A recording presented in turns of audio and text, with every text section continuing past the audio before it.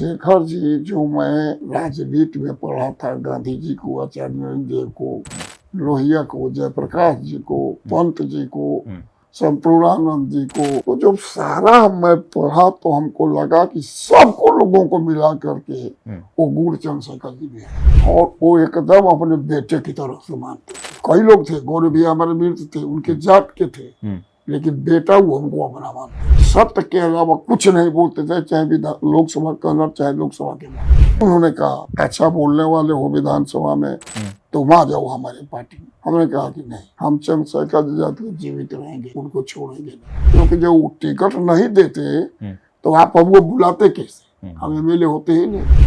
और लगभग 13 बार कहे हमसे, तो मैंने ज्वाइन नहीं। मैं बहुत से धन्यवाद दिया। मैं पार्टी छोड़ रहा हूँ और पार्टी ज्वाइन कर रहा हूँ, ये हमसे देखा नहीं। इसलिए पैड मैंने अपना निकाला एमएलए वाला कि मैं दे दे रहा हूँ दस्तखत करके, जो इच्छा हो अपनी। बाकी सारे तुम नेता बनते हो का। हमको बड़ा गुस्सा आया, लड़के थे अभी एमएलए, मैंने समझ ही नहीं रहे थे क्या होता है। मैंने कालों पर खींचा, मारा उसको हमने। जयप्रकाश जी ने चंद्रशेखर जी से कहा कि टिकट राम गोविंद चौधरी को, गौरव भैया को दीजिए, तो उन्होंने दोनों को काट के हम लोग को दिया। मैं लगातार 5 टर्म जीतता रहा। तो 98 एमएलए थे यादव, 97 हो गए चंद्रशेखर और मैं अकेले ला गया चंद्रशेखर जी। 73 साल के युवा राम गोविंद चौधरी 23 साल की उम्र में विधायक हो गए थे। चौधरी साहब, जब आप विधायक बने, आपकी उम्र बहुत कम थी, कैसे राजनीतिक यात्रा आपकी शुरू हुई? तो आप समय बताया ना कि इमरजेंसी इंदिरा गांधी ने लगा दिया जी, और हम लोग जेल में बंद हो गए जी, और सारे पार्टियों को भी बंद कर दिया। 19 महीने के बाद जेल से हम लोग छूटे। जिंदा या मुर्दा हम पर 5000 रुपया का इनाम भी रखा गया था। आज जबरदस्त आंदोलन भूमिगत भी चला है, फिर पकड़े भी गए। जब 77 में चुनाव हुआ लोकसभा का जी, तो पूरा उत्तरी भारत कांग्रेस पार्टी साफ हो गई। पूरा मध्य प्रदेश, उत्तर प्रदेश, हरियाणा, बिहार। चौधरी चरण सिंह गृह मंत्री थे, उन्होंने कांग्रेस की सरकारों को भंग कर दिया। तो फिर चुनाव हुआ विधायक का, तो चरण सिंह को जिम्मेदारी मिली थी उत्तरी भारत को टिकट देने की। ठीक है। तो उन्होंने हमारे यहाँ एक हमारे बड़े मित्र थे भैया, गौरी भैया, 2 आदमी को टिकट दिया था। जयप्रकाश जी ने चंद्रशेखर जी से कहा कि टिकट राम गोविंद चौधरी को, गौरव भैया को दीजिए, तो उन्होंने दोनों को काट के हम लोग को दिया। हालांकि इसका बड़ा विरोध हुआ कि 2 लड़के हैं, लड़कों को कैसे टिकट मिल गया, लेकिन मिला, हम लोग जीते। मैं लगातार 5 टर्म जीतता रहा। जयप्रकाश जी के कहने पर आपको टिकट मिला था? जयप्रकाश जी के कहने पर मिला था। जब पार्टी टूट गई 77 में, चरण सिंह की अलग हो गई या मुरारजी भाई की अलग हो गई या चंद्रशेखर जी, तो 98 एमएलए थे यादव, 97 हो गए चंद्रशेखर और मैं अकेले ला गया चंद्रशेखर जी। अच्छा। तो बहुत हम पर भी जोर पड़ा, लेकिन मैं पार्टी छोड़ा नहीं। 98 में से 97 यादव चरण सिंह के साथ जी, और इकलौते यादव विधायक चंद्रशेखर जी के साथ हम रह गए। उसके बाद 72 में गौरी भैया अध्यक्ष जीते थे, हम महामंत्री जीते थे छात्र संघ में। तो उन्होंने कहा कि हम इंदिरा गांधी से उद्घाटन कराना चाहते हैं। वो कांग्रेसी माइंड के थे गौरी भैया। तो चंद्रिका लाल हमारे जिले के एमपी हुआ करते थे, वहाँ हम लोग गए तो जब सुने तो कांपने लगे कि हमारी हिम्मतें नहीं है कि मैं उनसे मिल सकूं। तो हुआ कि कैसे होगा, कहा तो एक ही आदमी है चंद्रशेखर जी, वो इंदिरा गांधी से कह सकते हैं। तो चंद्रशेखर जी भी बगले में थे, हम लोग गए तो उससे कहे तो बड़ा गुस्सा है, डिग्री कॉलेज का उद्घाटन प्रधानमंत्री करेंगे, और उसमें कांग्रेस टूट गई थी। बॉम्बे में अधिवेशन था कांग्रेसी का, कलकत्ता में था कांग्रेस ओ का। तो ई में थे चंद्रशेखर जी इंदिरा गांधी के साथ। तो बॉम्बे चले गए तो हम लोग भी पीछे से चले गए। फिर वहां भी कहे बड़ा गुस्सा हुआ, लेकिन इंदिरा गांधी से कह के कार्यक्रम गिरवा दिया। अच्छा। उद्घाटन उन्होंने किया जाकर। इंदिरा जी ने छात्र संघ का। और डिग्री कॉलेज का नाम श्री मुरली मनोहर टाउन महाविद्यालय बलिया। हाँ। उसके बाद टिकट चंद्रशेखर जी हमेशा देते रहे, हम लोग जीतते रहे।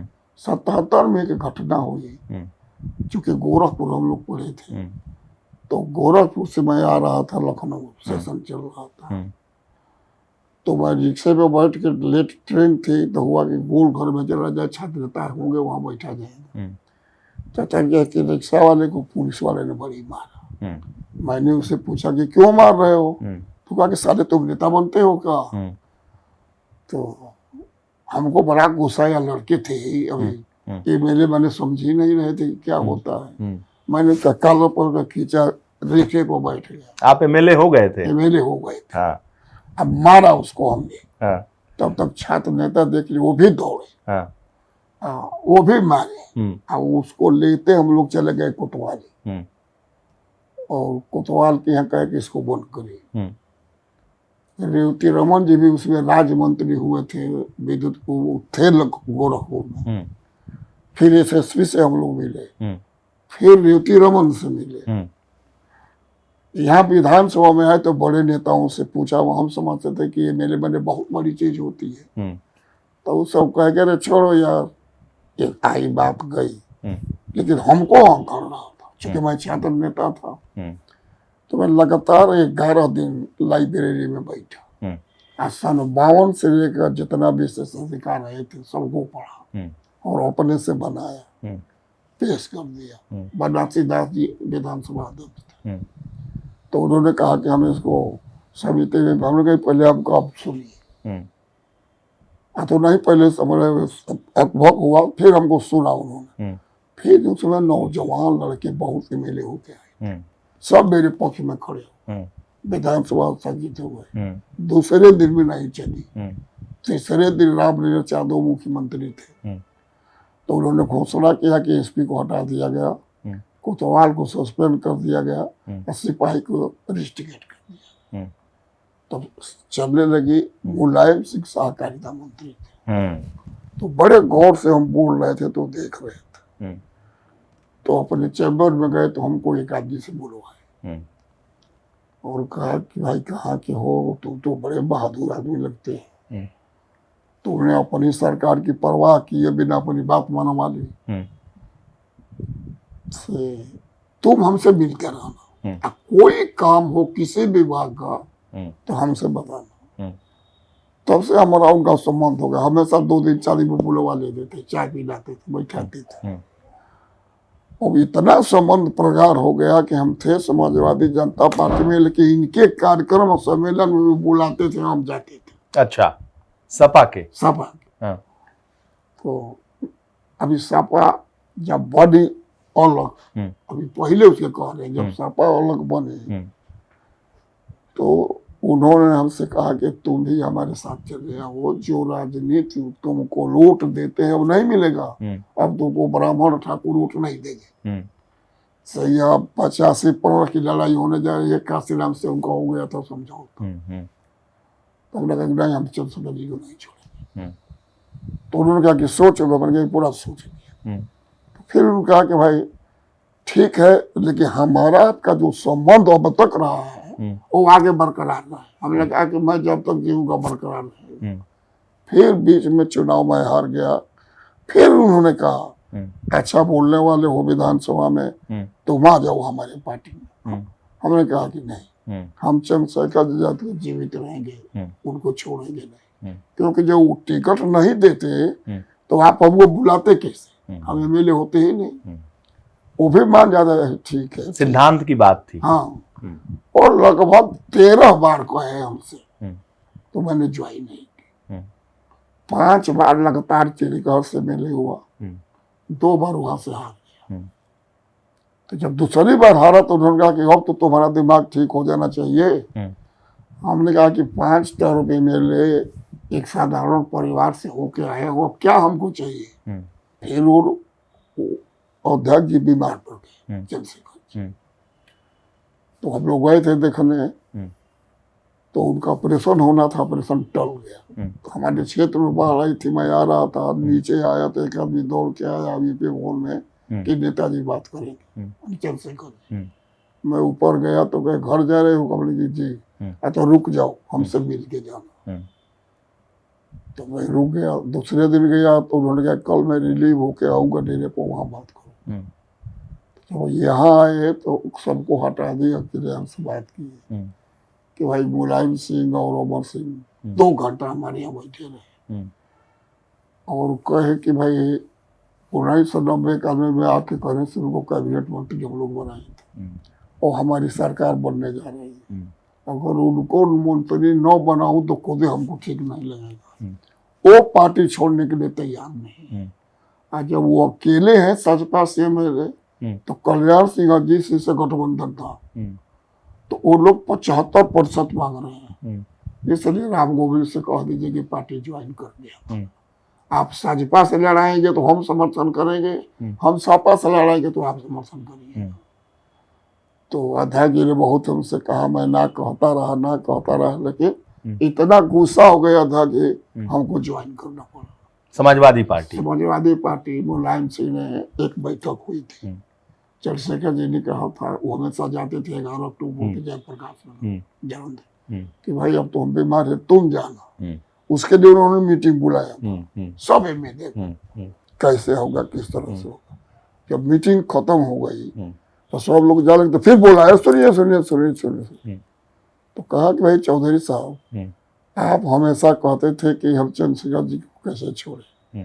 चंद्रशेखर जी से कहे हुए हमको 3 महीना हो गया, 2 बार मैं जाके कहा, तो अभी आप पार्टी ज्वाइन नहीं की। मुलायम सिंह जी ने कहा। मुलायम सिंह तो हम तो आपके साथ ही है, छोड़ना ना तो नहीं हो, लेकिन पार्टी हमारी ज्वाइन नहीं किया चंद्रशेखर जी कहने के बाद, अब हमारे पास कोई रास्ता नहीं था। तो मैंने कहा कि अध्यक्ष जी, मैं बहुत से धन्यवादी आदमी, मैं पार्टी छोड़ रहा हूँ और पार्टी ज्वाइन कर रहा हूँ, ये हमसे देखा नहीं जा सकता। इसलिए पैड मैंने अपना निकाला, ये मेरे वाला, कि मैं दे रहा हूँ दस्तखत करके, जो इच्छा हो आप लिख लीजिए, मैं अपने हाथ से कुछ नहीं लिखूँ। किससे कहा आपने? मुलायम सिंह, हमारे जिले के सब एमएलए लोग थे। तो पार्टी छोड़ रहा हूँ, पार्टी ज्वाइन कर रहा हूँ, ये लिख नहीं पाऊंगा। तो उन्होंने बाद में लिख के घोषणा कर दिया, ज्वाइन हो गया। तब से आजीवन उनके साथ। अच्छा, चंद्रशेखर जी में वो क्या चुंबकीय तत्व था जो आपको जोड़े रखा और आप उनको छोड़ने को तैयार नहीं थे, जबकि मुलायम सिंह यादव बार बार आपसे कहते थे कि उनसे जुड़िए। चंद्रशेखर जी क्या थे आपकी नजर में? चंद्रशेखर जी, जो मैं राजनीति में पढ़ा था, गांधी जी को, आचार्य देव को, लोहिया को, जयप्रकाश जी को, पंत जी को, संपूर्णानंद जी को, तो जब सारा मैं पढ़ा तो हमको लगा कि सबको लोगों को मिला करके वो गुण चंद्रशेखर जी में है। ओ, इतने बड़े वो नेता, सारे महान नेताओं को मिलाकर। अच्छा। और वो एकदम अपने बेटे की तरह से मानते थे। कई लोग थे, गौरव भी हमारे मित्र थे, उनके जात के थे, लेकिन बेटा वो हमको अपना मानते थे और जहां जाते थे हमको लेके जाते थे। तो इसीलिए मैं उनको नहीं छोड़ पा रहा था। तो क्या था उनमें, कौन सा गुण आपने देखा कि क्या क्या चीजें थी जो उनको भारतीय राजनीति में अलग करती थी? उनमें गुण था, एक तो बिल्कुल सत्य बोलना। अच्छा। सत्य के अलावा कुछ नहीं बोलते थे, चाहे लोकसभा के अंदर चाहे लोकसभा के बाहर। सभी नेताओं से अच्छे संबंध, चाहे विपक्ष न हो कहीं, किसी नेता पर कोई विपत आफत आई, चाहे विरोधी क्यों ना हो, उसके घर तुरंत जाके उसका हाल चाल लेना। एक बात जोड़ दे रहे हैं थोड़ा बल, कि एक बार हमारे पार्टी के लोगों ने शिकायत किया कि मुलायम सिंह से गठबंधन करके एमपी चंद्रशेखर जी हो जाते हैं, एमएलए में होता है नहीं तो कोई जीता है, अकेले राम गोविंद जीतते हैं। तो उन्होंने जॉर्ज फर्नांडिस के पार्टी से विलय कर लिया। जॉर्ज फर्नांडिस एनडीए के संयोजक थे, माने भारतीय जनता पार्टी के साथ, और उनका मसाल चुनाव। तो जब चुनाव शुरू हुआ तो आपको उनको वही मसाल चुनाव चीज मिला, सब भाजपा का सपोर्ट था। तो हमको गौरव भैया को बुला के कहे कि भाई हमारे चुनाव में जो हमारी गाड़ियां चल रही हैं उसमें किसी में भी भारतीय जनता पार्टी के झंडा नहीं होना चाहिए। भारतीय जनता पार्टी भले हमारा झंडा लगा ले, लेकिन हमारी गाड़ियों में केवल हमारा झंडा रहे। फिर एक बार 4 दिन के दौरे पर उनको हम लोग बुलाए। अभी 1 दिन रहे तो तक अटल बिहारी वाजपेयी का हमारे ही जिले में कार्यक्रम सिकंदरपुर विधानसभा में लग गए। तो फिर शाम को हमको बुलाए, गौरी विभाग बुलाए कि मैं जा रहा हूँ दिल्ली। उनके भी 4 दिन का हम लोग कार्यक्रम लगाए हैं। तो देखो अटल बिहारी वाजपेयी हमारे मित्र हैं, हम उनको गुरु कहते हैं। और हमारे जिले में सिकंदरपुर में आ रहे हैं और वो भाजपा का मंच है। मैं भाजपा के मंच को साझा नहीं कर सकता। वो रहे या मैं न जाऊं, इससे बड़ी मेरी बेइज्जती अपमान मैं कुछ भी अटल पर नहीं हो सकता। इसलिए मैं दिल्ली चला जा रहा हूँ। चले गए, जीत गए, मस्जिद गिर गई थी, नरसिंहा राव की सरकार थी और विश्वास अटल बिहारी पर विश्वास था। मुलायम से गोली चलाए थे उसी में।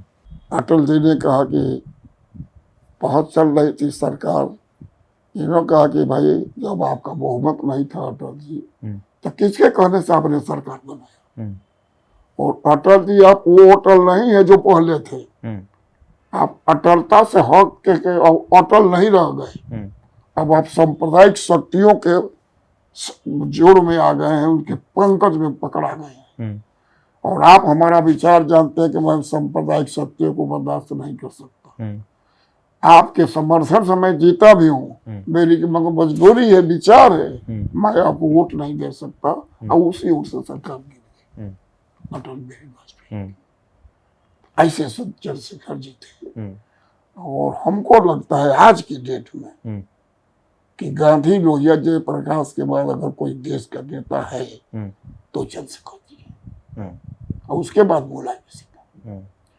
और चंद्रशेखर जी, मुलायम सिंह, लोहिया, चंद्रशेखर मिश्र, सबके जो विचारधारा थी, मैं इसलिए चमचागिरी में नहीं कह रहा हूँ, जो मैं आज देख रहा हूँ, वो सारे गुण अखिलेश यादव में है। क्योंकि जो समाजवादियों ने देश में विकास के लिए कहा था, मुलायम से भी उसको पूरा किया। जैसे कन्या विद्याधन, बेरोजगारी भत्ता, और मुलायम अखिलेश ने उसको आगे बढ़ाया।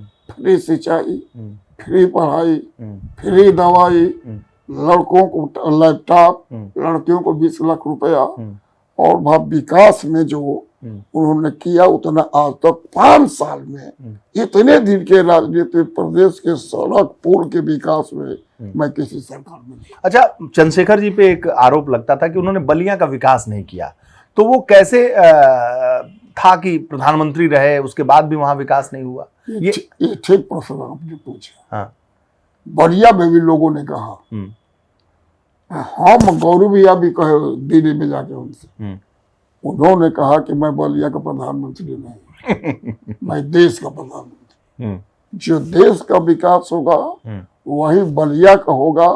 बलिया से हमसे कुछ अलग से नहीं होगा। अगर हम बलिया में जो करेंगे वो देश भर में करेंगे, और जो देश भर में करेंगे वो बलिया में करेंगे। इसलिए बलिया का विकास भी चल गया। एकदम साफ साफ बोलते हैं। अच्छा, उनके ऊपर लोग कहते थे कि बहुत सारे माफिया, बहुत सारे गुंडे, बदमाश उनको स्वीकार कर लेते थे, सब लोगों को सहज रूप से वो अपना मान लेते थे। अपना मानते थे, कभी नकारते नहीं थे कि हमारा संबंध नहीं है। लेकिन उनका ये कहना था कि हमसे संबंध है, खान पान है, लेकिन उनके जो कर्म करते हैं उसमें हमारा कोई भागीदारी नहीं। मानव के रूप में उनको एक्सेप्ट करता हो कि हमसे संबंध है, चाहे सुखदेव सिंह हो, चाहे कोई भी। अच्छा, चंद्रशेखर जी को हम लोगों ने जितना देखा या पढ़ा है, वो बहुत ही रिजिड थे। वो वीपी सिंह हो, किसी इंदिरा गांधी हो, सबसे उनका एक तरीके से झगड़ा हो जाता था, लड़ाई हो जाती थी, या एक तुनक मिजाज थे वो स्वाभिमानी थे। कांग्रेस जब एक थी तो शिमला में कांग्रेस का अधिवेशन हो रहा था। कांग्रेस का विधिवत अधिवेशन होता था, चुनाव, उसमें इनको कार्यकारी के लिए टिकट नहीं मिला। ये लड़ गए चुनाव और जीत गए। सब कमलापति त्रिपाठी हो, सब इनको वोट दी। फिर एक जुआ तुर्क कंपनी थी जिस शर्त पर जवाहरलाल नेहरू से इन लोगों ने ज्वाइन किया था कांग्रेस, सोशलिस्ट पार्टी छोड़ के अशोक मेहता के नेतृत्व। उसको बार बार इंदिरा गांधी से कहते थे कि उसको पूरा करिए। जब जवाहरलाल चले गए एक बार इंदिरा गांधी कहे कि अगर नहीं पूरा करूं तो कहा कि मैं पूरी ताकत से आपकी पार्टी को तोड़ने का प्रयास करूंगा और फिर ऐसी पार्टी बनाऊंगा जो हम लोग की सोच है सोसाइटी को वो पूरा हो सके। इंदिरा गांधी हंसी और जो इन लोगों को 5 प्रस्ताव था 5 उन्होंने कर दिया। इससे राजा होगा फिर विपक्ष खत्म करना। मतलब इंदिरा जी से भी लड़ लेते थे, अपनी बातों को कह लेते थे। हाँ।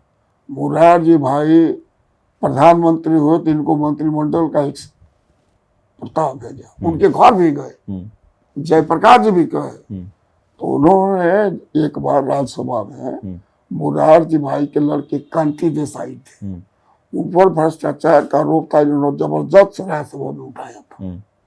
तो उन्होंने मुरारजी भाई से भी कहा जयप्रकाश से कि मुरारजी भाई मैं आपके खिलाफ बोल चुका हूँ, तो जब आपके खिलाफ बोल चुका हूँ तो फिर आपके साथ काम कैसे कर सकता हूँ। मैं पार्टी का अध्यक्ष बना रहूंगा लेकिन मैं मंत्रिमंडल में नहीं। अच्छा, उनका सपना था क्या कि सीधे बनूंगा तो प्रधानमंत्री बनूंगा? आप लोगों से तो बहुत नजदीक थे तो बताते होंगे ना। ये कभी कहते नहीं थे। हाँ, मुख्यमंत्री भी नहीं बने, मंत्री भी नहीं बने। कभी कहते नहीं थे कि हमको प्रधानमंत्री बनना। हाँ। लेकिन हम लोग चाहते थे कि प्रधानमंत्री बने। देश में कहीं सम्मेलन होता था तब लोग नारा लगाते थे कि देश का नेता कैसा हो चंद्रशेखर कैसा हो, देश का प्रधानमंत्री कैसा हो चंद्रशेखर कैसा हो। अच्छा, उनमें वो गुण थे। गुण थे। हाँ। गुण दिखलाया। हाँ। आपको याद होगा जिसमें इन्होंने चार्ज लिया प्रधानमंत्री का, देश चल रहा था मंडल आयोग, कमंडल आयोग के नाम से। बीपी सिंह ने 27% पिछड़ों का आरक्षण किया। इसमें भारतीय जनता पार्टी ने अगड़े छात्रों को भड़का करके बहुत जबरदस्त आंदोलन हुआ। कई लड़के बड़ी जातियों की आत्महत्या कर दी। इसी बीच भी प्रधानमंत्री हो, लेकिन इन्होंने दोनों दल को बुला करके समझौता कर दिया। गोरखपुर में इनके हेलीकॉप्टर पर चला हुआ आरक्षण के विरोध में ढेला, बेतिया में बिहार में चला, लेकिन टिके नहीं। दोनों छात्र दलों को फिर 2-2, 3-3 बार बुला करके और समझा करके उस मामले को हल कर दिया, आंदोलन को। उसी समय बाबरी मस्जिद राम जन्मभूमि का भी मुकदमा बहुत जबरदस्त चला था। तो भूसी आश्रम में दोनों दल के नेताओं को बुलाया। एक बड़ा हाल था, उसमें बंद कर दिया ताला, बाहर से भीतर खाने पीने को कहा ये तय करके आओ एक पहर तब हम छोड़ेंगे। लेकिन कई दिन बीता, अब तब तक ही वो लोग अंदर थे, तब तक इस्तीफा इनका हो गया। कहते हैं कि अगर वो प्रधानमंत्री और दिन रहते तो बाबरी मस्जिद विवाद, राम जन्मभूमि विवाद को खत्म कर दिए होते। खत्म लगभग कर दिए थे। अच्छा। अगर इस्तीफा नहीं दिए होते तो कर दिए होते। दूसरा, अगर राजीव गांधी दोबारा प्रधानमंत्री हो गए होते तो भी राम मंदिर बना दिए होते। अच्छा। क्योंकि शिलान्यास तो उन्होंने कर दिया था राम मंदिर का। तो चंद्रशेखर जी में ऐसा माने गुण था, लगता है कि सरस्वती जी उनके जबान पर बैठी हुई है। इतिहास पर भाषण हो तो आप समझे कि जिनका बड़ा कोई इतिहासकार है नहीं। विज्ञान पर बात हो तो आपको लगेगा कि ऐसा बड़ा कोई वैज्ञानिक नहीं। माने जिस विषय पर भाषण होता था उसमें लोग इनको 1 नंबर मान लेते थे। इस तरह के। अच्छा, सभी दलों में उनका जो उनकी जो पैठ थी उसका कारण क्या था? कोई व्यवहारिकता, किसी से दुश्मनी उन्होंने माना ही नहीं माना। जो खिलाफ ही बोला उसके भी खिलाफ नहीं। जैसे लालू यादव खिलाफ बोल गए एक बार, लेकिन जब जेल में गए तो सबसे पहले देश में यही मिलने गए उनसे। वो पंडित जी कांग्रेस के थे, टेलीकॉम मंत्री सुखराम, उनके पैसा मिल गया बहुत नीचे। पूरा देश के नेता उनसे दूरी बना लिए तो भी उनके घर गए। ऐसा क्यों करते थे वो? मानवता के नाते। कल्पना थरा जेल गए, सबसे पहले यही मिलने गए कि भाई मैं नेता हूँ, तुम्हारे कर्म से मुझे कोई लेना देना नहीं है, लेकिन तुम्हारे दुख में मैं शामिल होने आया हूँ। अच्छा, छात्र नेताओं को भी चंद्रशेखर जी बहुत आगे बढ़ाते थे। देश में डॉक्टर लोहिया के बाद सबसे अधिक छात्रता किसी के पास थे तब चंद्रशेखर जी के पास थे, उसके बाद मुलायम जी के पास। आज के डेट में हिंदुस्तान में सबसे ज्यादा छात्रता अखिलेश यादव के साथ। चंद्रशेखर जी पर जातिवादी होने का भी आरोप लगाया जाता है। ये वो लोग लगाते हैं जो उनको नहीं जानते हैं। चंद्रशेखर जी कभी जातिवादी नहीं थे, जात के विरोधी थे। विद्यार्थी जीवन से कभी अपने नाव के आगे सिंह लिखा नहीं। एक उदाहरण आपको बता रहा हूँ, बिहार के बहुत बड़े लीडर थे सत्येंद्र सिंह, सत्येंद्र बाबू, बड़े बाबू, छोटे बाबू कहलाते। वो भी मुख्यमंत्री होना चाहते थे, लेकिन राम सुंदर दास को पसंद किया, उनको पसंद नहीं किया।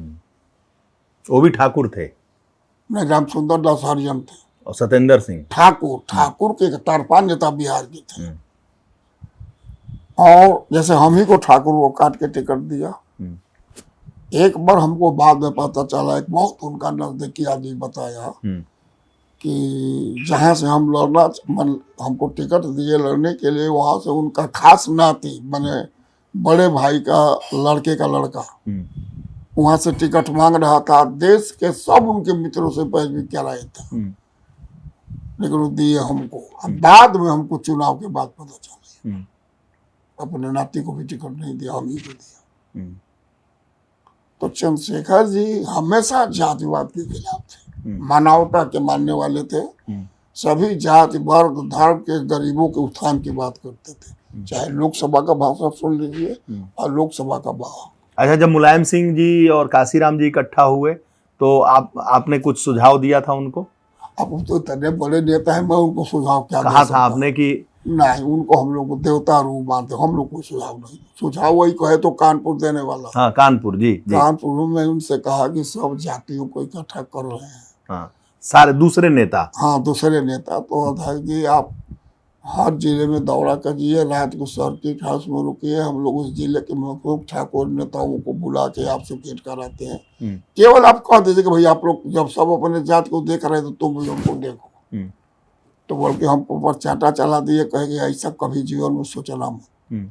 मैं ठाकुर और बाभन समाज की राजनीति करने नहीं आया हूँ। ये सब राजनीति करना होता तो मैं कभी देश का प्रधानमंत्री या राष्ट्रपति बन गया होता। मैं सिद्धांतवादी राजनीति करने आया हूँ। मैं आचार्य हृदय का चेला हूँ, इसलिए जातिवाद हमारे साथ जोड़ना ही कभी नहीं, ना कभी वो जातिवादी। लोग तो कहते रहे, मैं ही अहिर हूँ।